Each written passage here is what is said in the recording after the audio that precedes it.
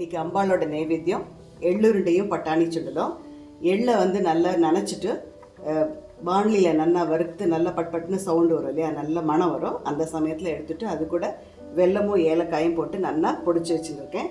இப்போ நாம் இதில் சொட்டு நெய்யை விட்டு பிடிக்க போகிறோம். இப்போ சுண்டல் ரெடி ஆகிட்டுருக்கு.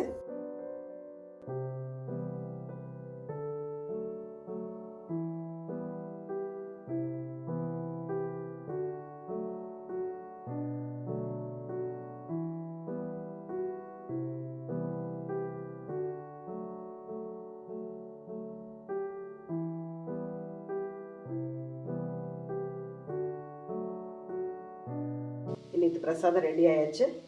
பட்டாணி சுண்டல், எள்ளுருண்டை.